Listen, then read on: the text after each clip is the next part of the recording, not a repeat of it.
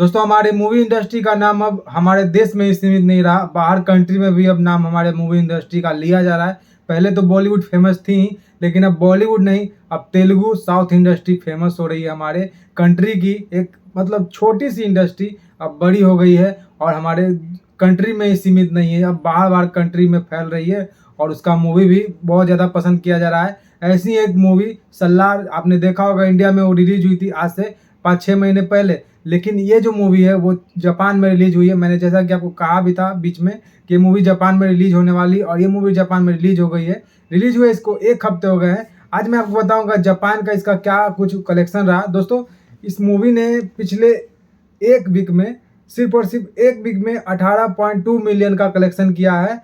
पिछले 1 वीक में, first week में इसका जो कलेक्शन है, और ये मूवी जापान के 200 लोकेशन पर रिलीज हुई थी और मूवी को बहुत ज़्यादा पसंद किया गया है। और मैं आपको बता दूं, शाहरुख खान की फिल्म पठान जो 2023 में आई थी, यही मूवी जापान में रिलीज हुई थी, लेकिन इसे पठान को इतना फेम नहीं मिला था जापान में। इसका जो कलेक्शन हुआ था ऑल टाइम 14.6 मिलियन का कलेक्शन ही हुआ था ये जापान में, लेकिन सल्लार को ज़्यादा सपोर्ट प्यार मिल रहा है।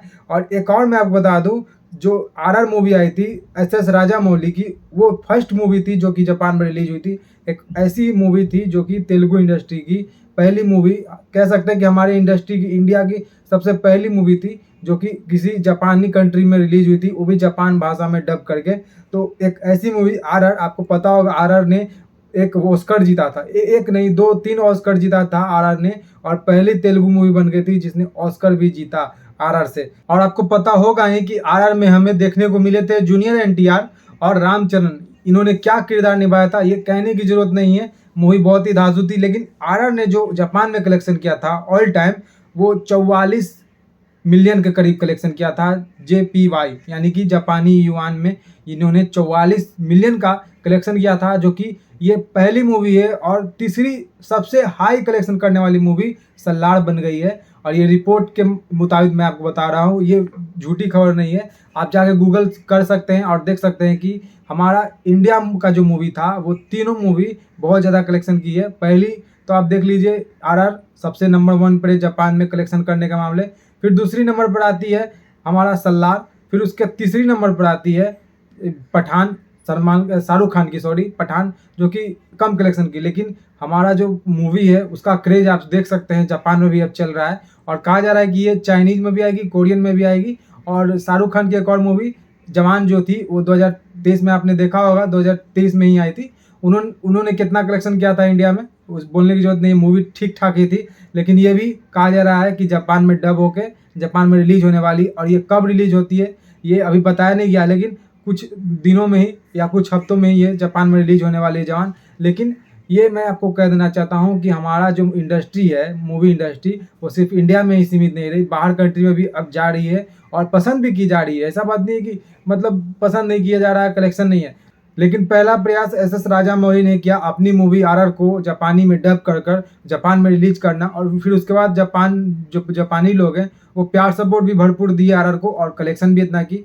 तो एसएस राजामौली के नाम 2 रिकॉर्ड तो ऑलरेडी इंडिया में है ही, जापान में भी रिकॉर्ड बन गया है कि उनका फर्स्ट मूवी है, जो पहला मूवी जो जापान में इतना कलेक्शन किया, और इंडिया में उनका रिकॉर्ड है बाहुबली 2 और आरआर का रिकॉर्ड है कि जो 2 मूवी एसएस राजामौली की है वो अपने फर्स्ट डे में ही इतना का ओपनिंग की, 200 करोड़ का कलेक्शन की, जो कि बहुत ही बड़ा बात है एसएस राजामौली के लिए। और इन्हें माना जाता है मूवी का चाणक्य, डायरेक्टर सुपर है बॉस।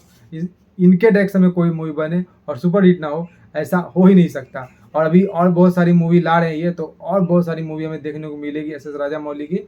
और सल्लार के बारे में आपको बोलूँ तो मैं सल्लार के बारे में इतना ही कहना चाहूँगा कि इंडिया में सल्लार को प्यार सपोर्ट मिला था। 250 करोड़ की मूवी थी और कलेक्शन जम के की थी। कुछ ट्रोलर्स ने ट्रोल किया, कुछ बॉलीवुड ने ट्रोल किया, तो मूवी कुछ गिरी। वैसे ही कल्कि के साथ हुआ, लेकिन हाँ कलेक्शन दोनों ने ही किया, सल्लार ने भी किया। ऐसी बात नहीं है कि पब्लिक किसी के बहकावे में आ गई। पब्लिक को क्वालिटी चाहिए, स्टोरी लाइन चाहिए, तो पब्लिक ने क्वालिटी देखा तो सल्लार को देखा, वैसे ही कल्कि को भी देखा। तो दोस्तों ये कुछ था मेरा अपडेट, जापानी बॉक्स ऑफिस कलेक्शन का अपडेट था सल्लार के लिए। आशा करता हूँ कि आपको ये वीडियो अच्छी लगी हो। वीडियो अच्छी लगी चैनल को लाइक से सब्सक्राइब जरूर कर दीजिएगा। आज के लिए टाइम मिलेगी सचिन, जय हिंद, वंदे मातरम, जय श्री हिंद।